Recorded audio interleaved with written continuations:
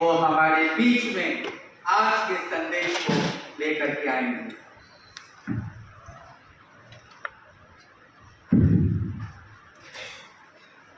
परमेश्वर के मीठे और मधुर नाम में आप सबको जय मसीह की। मैं धन्यवाद देना चाहता हूँ यूथ का कि एक बहुत ही सुंदर गीत उनने गाया। मैंने उनसे रिक्वेस्ट की थी एक गीत के लिए कि वो एक बहुत ही प्रेयरफुल सॉन्ग रखे ताकि हम इस सरमन के लिए तैयार होने वाले हो सकें। और मैं आपका बहुत ही धन्यवाद देता हूँ कि आपने उसको बहुत ही खूबसूरती के साथ उसको आज गाया है।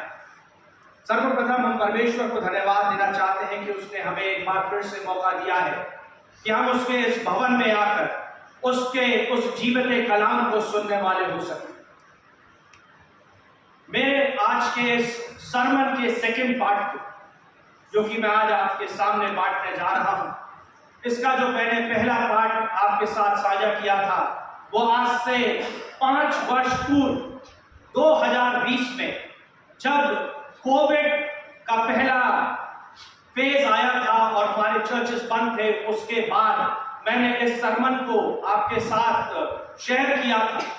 और 5 वर्ष बाद आज मुझे इस चीज का फिर से एहसास हुआ कि हमें एक बार फिर से इसको रिवाइव करने की जरूरत है। और यह जरूरत है क्योंकि it is the need of the hour. इस समय की वो सबसे बड़ी जरूरत है और मैं इसको आपके साथ आज बांटने जा रहा हूं।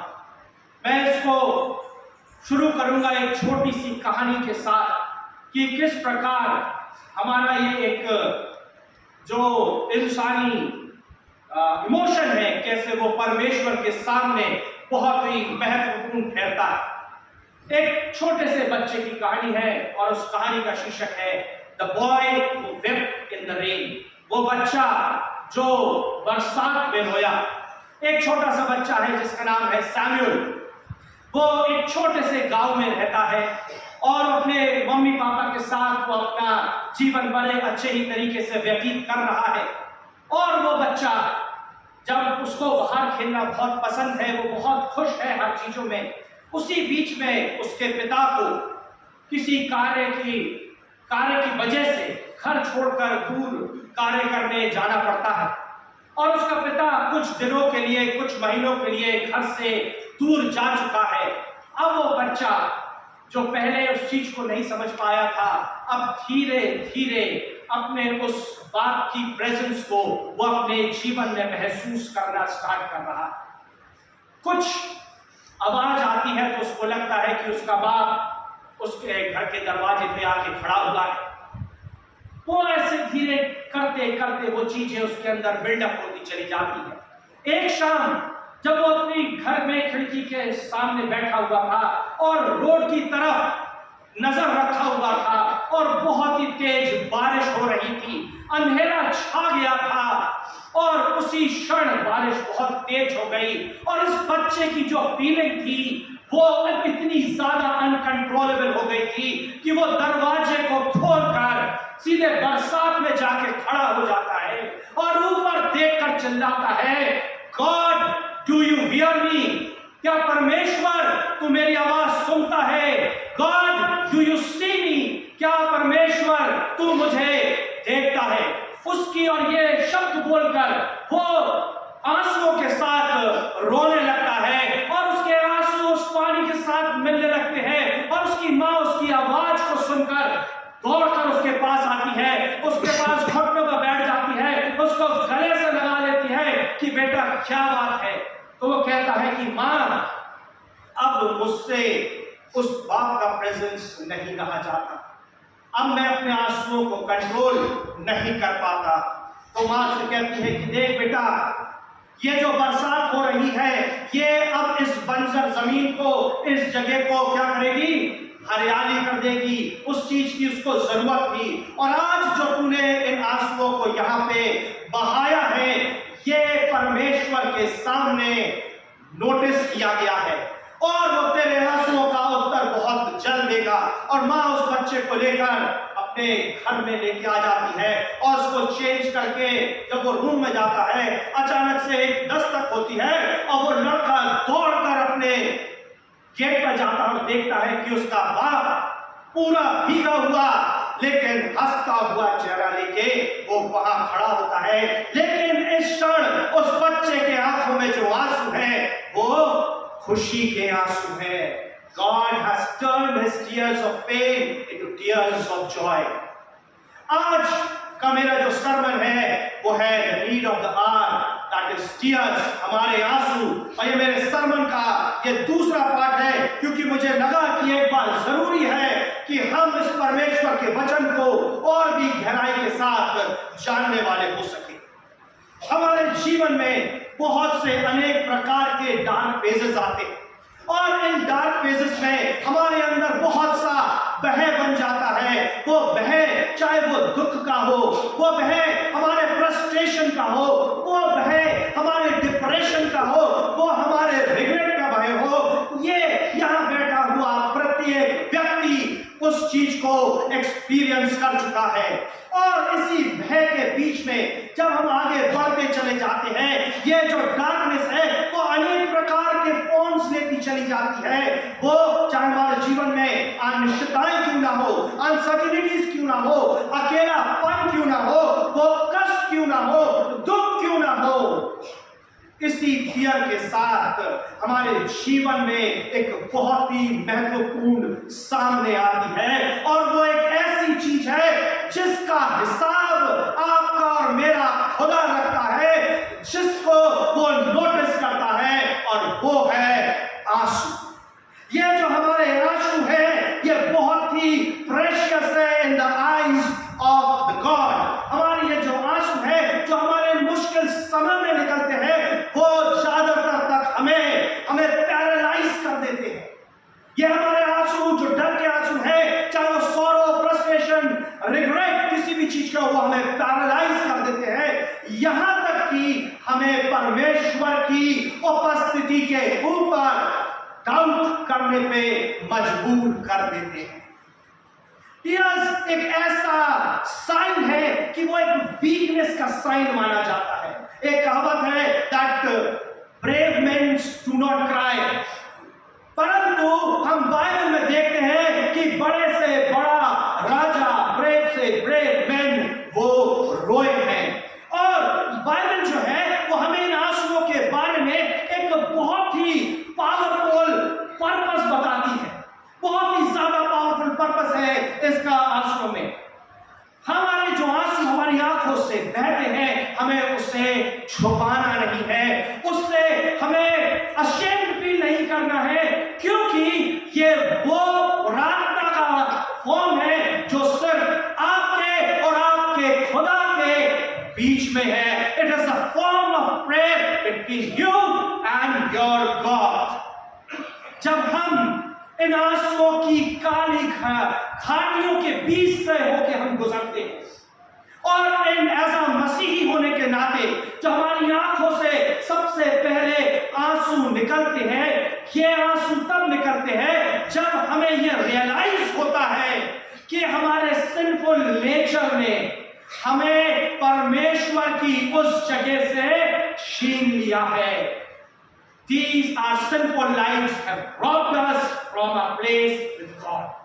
हमारे जीवन में अनेक प्रकार के दुख आते हैं, अनेक प्रकार के डिप्रेशंस आते हैं, और जब हम उसको कंट्रोल नहीं कर पाते, जब वो अनबेरेबल हो जाते हैं, जब उसका बोझ हमारे ऊपर बहुत ही ज्यादा हो जाता है, तब ये पानी की बूंदें हमारी आंखों से टपकती है। ये जो पानी की बूंदें हैं जो कि बहुत ही मामूली सी लगती है, but they are very heavy in the eyes of the God. और यहाँ पे सबसे अमेजिंग, सबसे ब्यूटीफुल चीज इन आंसुओं के बारे में जो देखने को मिलती है वो ये है कि हमारे जो आंसू जब हमारी आंखों से टपकते हैं, हमारे जीवन का जो भी एक हैवी बर्डन है हमारे ऊपर, वो सडनली एकदम हल्का हो जाता है। हमारा मन जो अभी एकदम से भरा हुआ था, ओवरबर्डन था, अब एकदम से वो हल्का फील करने लगता है। ऐसा लगता है कि इन आंसुओं के साथ हमारे जीवन में से कुछ एक बोझ कम हो गया है। लूका 6 के सभी पढ़ा गया हमारे सामने। धन्य हो तुम जो रोते हो, क्योंकि तुम हंसोगे। अभी हमारे सामने इसको पढ़ाया गया। हमारा पवित्र शास्त्र जेनेसिस से लेके रेवलेशन तक पूरा आंसुओं में भिगा हुआ है। यहाँ पे हम देखते हैं ओल्ड टेस्टामेंट में, जहां पर एस्तर राजा के सामने गिरकर रोती है, हम देखते हैं कि दाऊद अपने बिछौनों को आंसुओं से भीगा देता है। हम यहाँ देखते हैं हिजकिय्याह राजा बिलख बिलख कर रोता है और परमेश्वर उसकी प्रार्थना को सुनकर उसके जीवन में 15 वर्ष बढ़ा देता है। हम यहाँ देखते हैं यिर्मयाह को देखते हैं, जब वो परमेश्वर से कहता है कि परमेश्वर तू मेरी इन आंखों को रोने का स्रोत बना दे, ताकि मैं अपने लोगों के लिए दिन और रात रोऊं। हम नए टेस्टमेंट में आ जाए, न्यू टेस्टमेंट में हम देखते हैं कि एक बाप अपने बेटे के लिए रोता है। हम यहाँ देखते हैं कि मैरी परमेश्वर के चरणों को अपने आंसुओं से भिगो देती है। हम यहाँ देखते हैं कि पौलुस कैसे अपने परमेश्वर की सेवा अपने आंसुओं के साथ करते हैं। और यदि आज हम यहाँ अपने प्रेजेंट समय में देखें तो आज से ऐसे बहुत से टूटे, बहुत से ऐसे रुइंड परिवार हो चुके हैं जो कि आज इन आंसुओं में अपने आप को भिगो चुके हैं। क्यों? क्योंकि उनकी आशा आज नीचे गिर चुकी है और उनने अपने उस फेलियर को एक्सेप्ट कर लिया है। आज हम देखते हैं कि हमारी स्ट्रीट्स पर, हमारे आसपास आज बहुत से ऐसे प्रोडिगल सन्स हैं, ऐसे उड़ाऊ पुत्र हैं जो कि आज हमारी स्ट्रीट्स पे घूम रहे हैं, आंसू बहा रहे हैं। क्यों? क्योंकि उनने अपना एक डिसीजन रॉन्ग ले लिया और आज वो उसको आंसू बहा रहे हैं। आज हमारी यूथ जिनको अपनी जवानी के दिनों में अपना जीवन परमेश्वर को देना है, वो आज अपना जीवन आंसू बहाने में व्यर्थ कर रहा है। क्यों? क्योंकि आज का नौजवान डिप्रेशन से जूझ रहा है। ऐसे मैं आपको बहुत सारे एग्जाम्पल्स दे सकता हूं, लेकिन हमें याद रखना है God sees our brokenness। वो हमारे टूटे हृदय को देखता है। भजन संहिता 56 और 8 कहता है, मैंने तेरे आंसुओं को अपनी कुप्पी में रख लिया है। हमारा परमेश्वर जो कि ऊपर बैठा हुआ है, हम यहां हैं, हमारे जो आंसू हमारी आंख से गिरते हैं वो सीधे परमेश्वर की गोद में जाकर गिरते हैं। परमेश्वर ने हमें दो चीजें दी है, एक है आंसू, दूसरा है लहू। आंसू यह रिवील करता है कि परमेश्वर का हृदय हमारी कंडीशन से मूव हुआ है and his love is for us. और उसका जो लहू है वो ये दर्शाता है कि वो हमें हमारे पापों से शुद्ध करेगा। He will cleanse our sin। वो दो चीजें छोड़ के क्या है, एक है आंसू, दूसरा है लहू। ये परमेश्वर का हृदय हमारे इन आंसुओं के लिए क्या कहता है, क्या फील करता है, ये आंसू क्या मायने रखते हैं। पहली चीज जो परमेश्वर कहता है वो है, परमेश्वर हमारे हर संघर्ष को, हमारे हर एक आंसू जो हमारे दुख में, दर्द में निकले हैं, वो उसको समझता है। You know why? Because you know why? क्यों वो हमारे हर एक स्ट्रगल को, हमारे एक दर्द को समझता है? क्योंकि उसने हमारे हर एक दुख और दर्द को अपने ऊपर ले लिया है। वो यहाँ पे बैठे हर एक व्यक्ति को, उसके प्रॉब्लम्स को, उसके हर एक आंसू को वो पर्सनली जानता है। He understands your struggles। वो मेरी परेशानियों को जानता है, वो मेरे आंसुओं को जानता है, वो मुझे और आपको पर्सनली जानता है। दूसरी चीज, परमेश्वर हमारे इन आंसुओं को कुप्पी में भर लेता है। अभी आपके सामने पढ़ा गया, ये जो हमारा इन आंसुओं का जो बोझ है, it is pressing on the Lord. वो परमेश्वर को प्रेस कर रहा है और वो अपनी नजर आपके और मेरे दुखों के ऊपर निरंतर निरंतर बनाए रखता है। टीयर्स इन द बॉटल्स है, ये एंशिएंट टाइम से चला आ रहा है। पहले के समय में जब किसी की मृत्यु हो जाती थी तो उनके कांच की बॉटल्स दी जाती थी छोटी छोटी, और लोग अपने आंसुओं को उसमें कलेक्ट करके जब वो ग्रेव होगी तो उसमें रख दिया जाता था। वर्ल्ड वॉर 2 के समय में इन बॉटल्स को जो वाइफ्स होती थी, जब उनके हस्बैंड वॉर पे चले जाते थे, उन बॉटल्स के अंदर अपने आंसुओं को रखती थी कि जब उनके हस्बैंड आएंगे तो they will show it to them कि how much we missed them. This bottle of tear shows that he really cares for you। वो हमारे हर एक आंसू की चिंता करता है। तीसरी चीज जो परमेश्वर का हृदय हमारे आंसू की तरफ कहता है कि shares our sorrow। वो हमारे दुख में उसको साझा करता है। यूहन्ना 11:35 में जब परमेश्वर को यह पता था कि वो लाजरस को जिला देगा, परंतु फिर भी वो अपने लोगों के साथ जो कि दुखी थे उनके दुख के साथ उसने साझा किया, अपना दुख उनके दुख के साथ अपने दुख को बांटा। याद रखिए, जब आप अपने दुख में हो परमेश्वर आपके साथ दुखी है। जब आप अपने दुख में आंसुओं को बहाते हैं परमेश्वर भी आपके साथ आंसू बहाता है, because he cares for you, क्योंकि वो आपकी चिंता करता है। चौथी चीज, परमेश्वर हमारी उस मदद की आवाज को सुनता है। He hears our cry for help। जब हम रात्रि में यहाँ बैठे हर एक प्रत्येक, यहाँ तक कि मैंने में रात्रि के समय में जब हम अकेले अपने बिस्तर पे अपने परेशानियों को लेटे हुए सोचते हैं और अपने बिछौनों को आंसुओं से भिगो देते हैं, और उस समय जो हम प्रार्थना करते हैं परमेश्वर उसे सुनता है और उसका उत्तर देता है। He hears your cry for help। पांचवी चीज जो उसका हृदय हमारे आंसुओं के लिए कहता है, God comforts the broken heart। वो टूटे मन वालों के समीप रहता है। जिस समय हमारा मन टूट चुका है, बिखर चुका है, क्योंकि हमारी आशा मुंह के बल जमीन पर गिर चुकी है, उस समय वो अपनी अपार शांति, अपनी स्ट्रेंथ, उस डार्क फेस को फेस करने के लिए वो आपको और मुझे देता है। ये 5 चीजें हृदय परमेश्वर का जो हमारे आंसुओं की तरफ लगा है।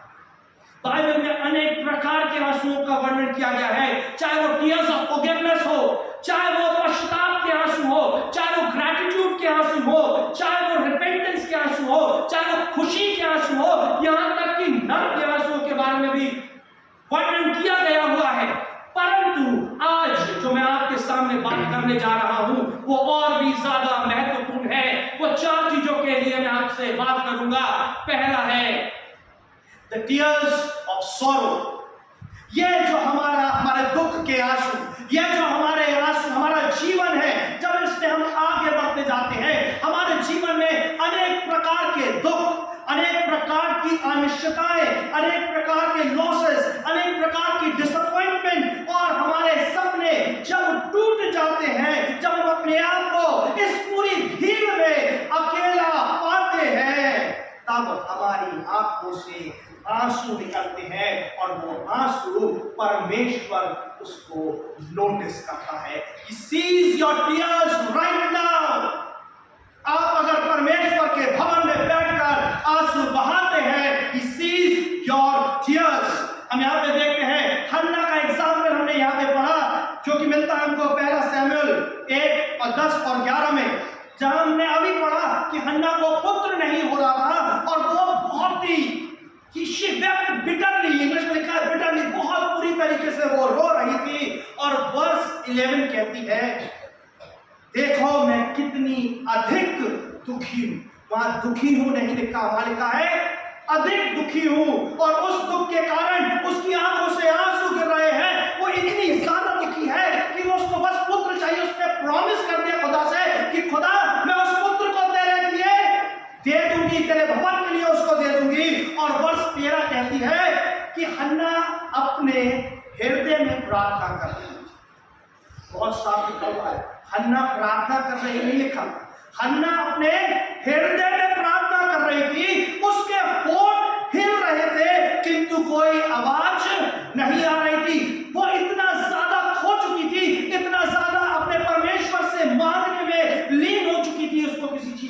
होश नहीं था। उसी बीच में एली वहां उससे कहता है, उसको मिसअंडरस्टूड कर लेता है कि शायद ये ड्रंक है, लेकिन उसको बताती है कि मैं अपना पूरा दुख परमेश्वर के साथ साझा करी उसको बता रही हूं। और यहाँ पे एली उससे कहता है कि परमेश्वर तुम्हें वो दे जो तुमने मांगा है। और हम देखते हैं कि परमेश्वर ने हन्ना की प्रार्थना को सुना, उसकी उस दुख की प्रार्थना को उसके उस दुख के समय बहाए हुए हर एक आंसू का उत्तर उसको दिया। And he blessed him with a child called Samuel. और ये हन्ना के जीवन से हम ये देखते हैं, उसकी स्टोरी हमें रिमाइंड कराती है कि परमेश्वर हमारी प्रार्थना को सुनता है। हमें अपनी प्रार्थना, हमारे इस दुख को छुपाना नहीं है, अपने पड़ोसी से शेयर नहीं करना है, हमें सिर्फ और सिर्फ परमेश्वर से शेयर करना है। उससे कोई भी चीज छुपी नहीं है। होने दे इन 40 दिनों में जब हम अपने परमेश्वर के पुनरुत्थान को, उसके मारे जाने को हम याद करते हैं, होने दे हम अपने दुख, अपने दर्द परमेश्वर के साथ उसके ऊपर डाल दें। और याद रखें, जब हम अपने जीवन के सबसे मुश्किल समय में होते हैं, उसी क्षण परमेश्वर आपके जीवन में सबसे बड़ा कार्य करता है। और याद रखें, when you are sad, pray to God। दूसरी चीज, tears for those who are lost, उनके लिए जो खो चुके हैं, जो बिछड़ चुके हैं, जो अलग दिशाओं में जा रहे हैं। हम मसीहों का एक रास्ता है, वो है सिर्फ खुदा। हम उसे छोड़कर चारों दिशाओं में भाग रहे हैं। मैं यहाँ पे सिर्फ 2 क्षण आपके लेना चाहूंगा और मैं चाहता हूं कि आप उसमें बहुत ही ज्यादा ऑनेस्ट रहें। आप अपने किसी भी प्रियजन को सोच सकते हैं, किसी के बारे में भी सोच सकते हैं। कोई बहुत ही ज्यादा प्रिय, आपका कोई भी रिलेटिव हो सकता है, आपका फ्रेंड हो सकता है, जिससे आप बहुत ज्यादा प्रेम करते हैं। और इमेजिन कीजिए कि कैसा लगेगा यदि उस व्यक्ति को उस आग में, जो नरक में धधकती रहती है, उसमें डाल दिया जाए, जहां पे सिर्फ रोना हो, पीसना हो, दांतों का पीसा जाना हो। कैसा आपको लगेगा? मुझे माफ कीजिएगा अगर किसी की फीलिंग्स को हर्ट हुआ हो, परंतु यह जरूरी है हमारे लिए जानना, क्योंकि हमारी ये रिस्पॉन्सिबिलिटी है ऐसे लोगों के लिए प्रार्थना करना जो कि परमेश्वर के उस सीधे स्ट्रेट रास्ते से भटक गए हैं। क्यों? क्योंकि यजकेल 3:18 कहता है कि the wicked will surely die, जो दुष्ट है वो निश्चय मारा जाएगा। और अगर हम उसे वार्न नहीं करते हैं और अगर वो मन नहीं फिराता है, and their blood will be your hand, उस हिंदी में लिखा है, परंतु उसके खून का लेखा मैं तुझसे लूंगा। वो वार्निंग दे रहा है आपको, if you are not shedding tears for the lost. अगर हम अपने प्रिय लोगों के लिए जो भटक चुके हैं, उनके लिए हम आंसू नहीं बहा रहे, उनका खून का लेखा वो हमसे लेगा। ये हमें डिसाइड करना है, क्या हम चाहते हैं कि वो अपना जीवन इटर्निटी का हेवन में व्यतीत करे या नरक में व्यतीत करे। It is who we have to decide. तीसरी चीज, the tears that come too late, वो आंसू जो बहुत देर में आते हैं, जिनको बहुत लेट हो चुका है, जिसको बोलते हैं टीयर्स ऑफ रिग्रेट, जो कि हमको मिलता है इब्रानियों की पुस्तक 12, 16 और 17 में, जहां हमने अभी पढ़ा इसाव और जेकब की कहानी, जहां पे इसाव बहुत ज्यादा थका हुआ था। वो जेकब के पास आता है और उससे कुछ खाने के लिए मांगता है, और जेकब उससे कहता है कि मैं तुझे खाने को दे दूंगा, लेकिन तू क्या कर, मुझे अपने पहलौठे होने का हक तू किसको दे दे, मुझे दे दे। And he sold his birthright just for a meal, एक खाने के लिए उसने अपना क्या दे दिया, पहलौठापन दे दिया, उसने अपना बर्थ राइट दे दिया और बिना सोचे समझे एक शॉर्ट टर्म बेनिफिट के लिए उसने अपनी फ्यूचर की ब्लेसिंग्स को छोड़ दिया। और आगे हम जब देखते हैं, जब उसने बहुत कोशिश की, जहां पे हमको मिलता है वर्ष 17 में, इसको ध्यान से सुनिएगा, उसने इस वरदान को प्राप्त करना चाहा तो उसे अयोग्य ठहराया गया, क्योंकि उसने अपना बर्थ राइट दे दिया, इसलिए उसको क्या मिला, वो ब्लेसिंग नहीं मिल पाई। और यहां लिखा हुआ है, यद्यपि उसने रो रो कर वरदान पाना चाहा, किंतु वो अपने किए का पश्चाताप नहीं कर पाया। These are the tears of regret। हम अपने जीवन में ऐसे बहुत से डिसीजंस ले लेते हैं कि एक सिर्फ शॉर्ट टर्म बेनिफिट के लिए, एक छोटे से क्षण के प्लेजर के लिए, और हमें आगे के जीवन की, फ्यूचर की ब्लेसिंग्स को खोना पड़ता है। हमारे लिए बहुत ही ज्यादा इंपॉर्टेंट है कि हम किस चीज को प्रायोरिटाइज करते हैं, हमारे लिए क्या महत्व रखता है, परमेश्वर के साथ जीवन या इस संसार की अर्थली चीज। These are the tears of regret। ये वो आंसू है जब हम अपने गलत डिसीजंस ले लेते हैं, जिसकी वजह से हमें पश्चाताप करना पड़ता है, लेकिन हमें हमारा अधिकार और वो ब्लेसिंग्स हमें नहीं मिल पाती। चौथी चीज जो मैंने ली है, वो ली है tears for yourself during frustration। यह फ्रस्ट्रेशन मैंने जानबूझकर इसको यहां रखा, क्योंकि इस संसार में चाहे वो एक छोटा सा बच्चा क्यों ना हो और एक बुजुर्ग क्यों ना हो, हर कोई ना कोई किसी ना किसी चीज से फ्रस्ट्रेटेड है। यह जो फ्रस्ट्रेशन है, ये एक इमोशनल रिस्पॉन्स है। जब हमारी लालसाएं, हमारी एक्सपेक्टेशंस, हमारी डिजायर्स वो हमारे अनुकूल नहीं होती है, तब हम बहुत ज्यादा मेंटली, फिजिकली बहुत ही ज्यादा एग्जॉस्ट हो जाते हैं, थक जाते हैं, और यही हमारा फ्रस्ट्रेशन आगे बढ़कर अनेक प्रकार के रूप ले लेता है, जैसे कि क्रोध, एंजाइटी, डिसअपॉइंटमेंट, जो कि हमारी मुश्किल को और भी ज्यादा मुश्किल बना देता है। और जब ये चीजें बढ़ती चली जाती है, ऑब्स्टिकल्स आते चले जाते हैं, हम और भी ज्यादा परमेश्वर से दूर होते चले जाते हैं। बहुत सारे एग्जाम्पल्स हैं बाइबल में इस फ्रस्ट्रेशंस को लेके, जो कि एंगर में बदल चुके, चाहे वो जेनेसिस में केन और हाबिल हो, चाहे वो अब्राहम और सारा हो। बहुत सारे ऐसे एग्जाम्पल्स हैं when they took things in their hand, जब उन्होंने उन चीजों को अपने हाथों में ले लिया। चाहे वो आपके बचपन का कोई भी फ्रस्ट्रेशन हो, चाहे वो आपके टीनेज का कोई भी फ्रस्ट्रेशन हो, चाहे वो कोई भी अडल्टहुड की एंजाइटी हो जिसकी वजह से आपको फ्रस्ट्रेशन होता है, चाहे वो आपकी किसी भी बुजुर्ग अवस्था की कोई परेशानी हो, कोई बीमारी हो, याद रखिए God is well aware of it. परमेश्वर आपकी हर एक फ्रस्ट्रेशन के बारे में जानता है। What a beautiful God he is. कितना खूबसूरत खुदा है कि यहां बैठे हर एक व्यक्ति के हर एक फ्रस्ट्रेशन लेवल को, उसके उन आंसुओं को जो वो उस फ्रस्ट्रेशन के कारण बहाता है, उसको वो जानता है। और वो आपको दिया भी उसने रास्ता है कि how you can come frustration. आप अपने इस फ्रस्ट्रेशन को कैसे दूर कर सकते हैं, वो सिर्फ विश्वास के द्वारा है। और एक सच्चा विश्वास तभी आता है जब आप अपने आप को कंप्लीटली परमेश्वर के सामने सरेंडर कर देते हैं और परमेश्वर के उस प्लान को, उसके उस प्लान के ऊपर ट्रस्ट करते हैं। Why is all God doing this? ये परमेश्वर हम पापियों के लिए कर रहा है। Why? Because He loves us। वो हमसे प्रेम करता है, उसे हमारे हर एक आंसुओं की चिंता है। What must you do while you are weeping?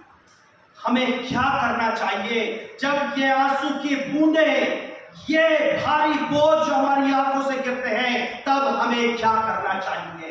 पहली चीज, ट्रस्ट God. परमेश्वर पर विश्वास रखना चाहिए। भजन संहिता 34 और 19 में लिखा हुआ है, धर्मी पर बहुत सी विपत्तियां पड़ती तो है, परंतु यहोवा उसको उन सब से मुक्त कर देता है। एवरी नाइट, हर एक रात कोई भी व्यक्ति अगर रोकर जाता है अपने बिछौने पर और हर सुबह वो रोकर उठता है और सोचता है दिन भर कि ये मेरे साथ कब तक चलेगा, और वो ये ध्यान लगाने लगता है कि वाई मी लॉर्ड। जब उसके मन में आ जाता है कि मैं ही क्यों खुदा, that is the time you have to put your trust on God. ये समय है जब आपको ये विश्वास अपना परमेश्वर पर रखना है, क्योंकि वो आपको एक बहुत बड़ी गवाही में बदलने वाला है। He is going to turn you into a big testimony. और वो आपकी और मेरी कहानी को हमारी लाइफ के पहले चैप्टर से लेके आखिरी चैप्टर तक जानता है। नीति वचन 3:5 कहता है, तू अपनी समझ का सहारा न लेना, जब मुश्किलों में हो तू अपनी समझ का सहारा नहीं लेना, परंतु अपना संपूर्ण विश्वास यहोवा पर रख छोड़ना। पहली चीज, ट्रस्ट योर गॉड। दूसरी, trust process of God. Romeo 8 और 28 कहता है, सब बातें मिलकर भलाई को उत्पन्न करती है। हमें भले समझ में ना आए कि वाई मी लॉर्ड, क्यों मैं इस दुख में हूं, क्यों मैं फ्रस्ट्रेटेड हूं, क्यों मेरे को रिग्रेशन हो रहा है, क्यों मैं डिप्रेशन में जा रहा हूं। हमें इन किसी बात का अर्थ नहीं पता है, but you have to trust the process, because God is doing something very big in your life. वो आपके जीवन में कुछ बड़ा करना चाहता है। तीसरी चीज, learn from every situation you are into it. अगर आप किसी एक डार्क फेज में हैं, उस फेज से आप शिक्षा ग्रहण कीजिए। हर एक फेज जो हमारे जीवन में आता है वो हमें कोई ना कोई एक लेसन, एक बहुत ही कड़वा सत्य हमें वो बता के जाता है, उसको ध्यान में रखिए।